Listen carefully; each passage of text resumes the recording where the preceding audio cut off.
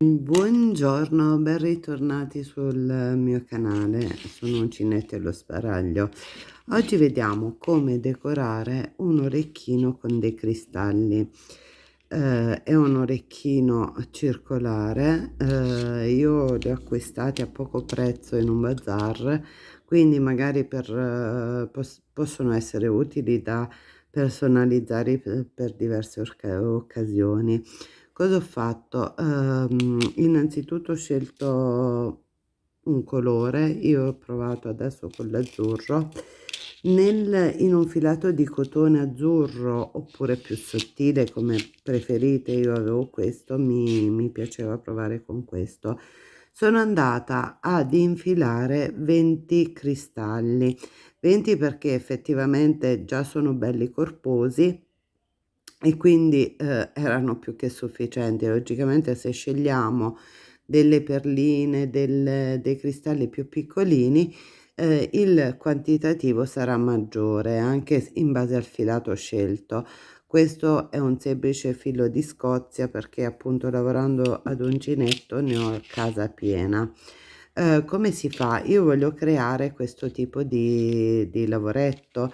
Ho alternato 2 colori. Voi potete decidere per esempio di mettere un unico colore se non vi piace questo movimento, anche perché durante la lavorazione un pochino le perline andando a spostarsi, scusate, un po' casualmente.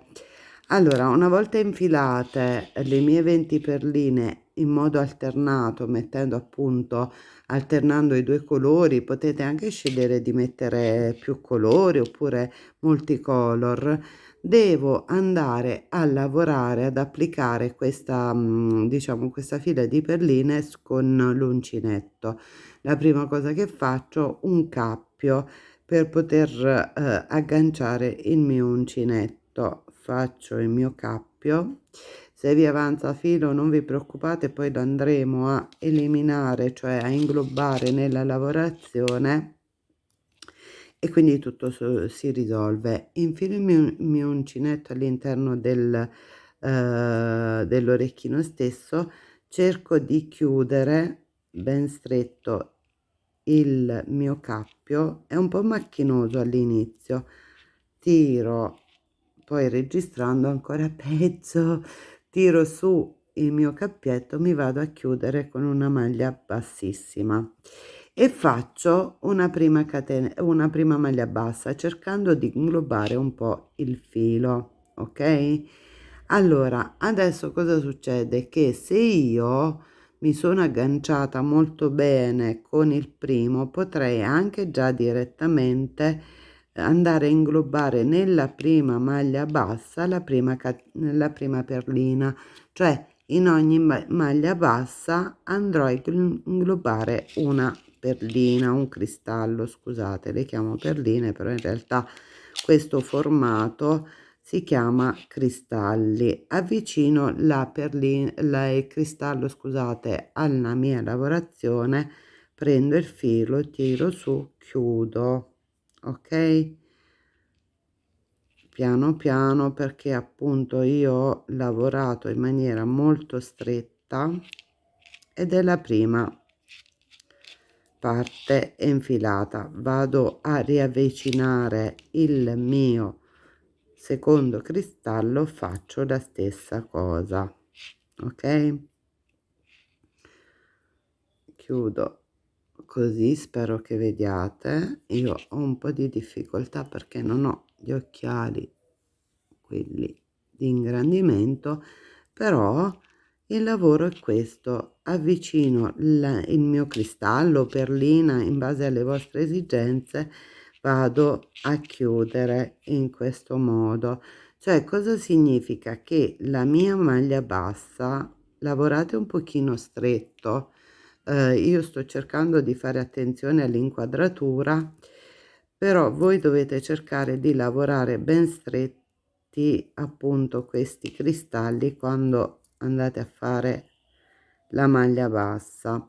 Diciamo che si sarebbe potuto fare anche un giro di maglie basse e poi applicarle, però io non volevo un lavoro in cui venisse troppo in evidenza appunto la parte all'uncinetto.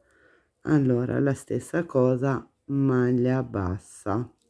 Veramente è un lavoro molto veloce, facile, solo che qui facciamo scendere questo filo in modo da poterlo poi chiudere. Quindi cosa faccio? Avvicino il mio oggettino, in questo caso il cristallo, ciò non togl e poi chiudo con la maglia bassa.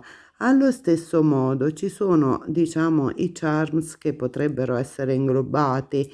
Io dopo aver fatto il primo orecchino ci ho pensato, dico magari al centro avrei potuto anche mettere un charms, però l'unica cosa che in casa ne avevo soltanto di argento, colore argento, quindi non mi piaceva con abbinare argento e dorato, però effettivamente se voi andate a fare quello che sto facendo io e avete a disposizione anche dei ciondolini, delle cosine graziose da poter inserire nella lavorazione, sicuramente avranno il loro perché, cioè i nostri orecchini saranno molto più decorati. Allora, con molta calma andiamo avanti. Come potete notare, un pochino si girano i nostri pendenti, chiamiamolo così, così non confondo tra cristalli e perline. Quindi i nostri elementi decorativi un pochino tendono a ruotare, perciò vi dicevo cerchiamo di lavorare in maniera più stretta possibile il nostro lavoro. Io sto utilizzando, questo è un filo di Scozia che viene lavorato, può essere lavorato dal 2,5 fino al 3. Io, per evitare sfilacciature, perché avevo paura che utilizzando un uncinetto più piccolo potevo sfilare appunto il cotone stesso, ho utilizzato un uncinetto del 3. Effettivamente con un filato più sottile e un uncinetto, per esempio quelli, un filato più sottile magari, se non avete proprio quelli da diciamo da lavori per gioielli, quei filati particolari, secondo me andrebbe benissimo anche un filo di Scozia sottilissimo.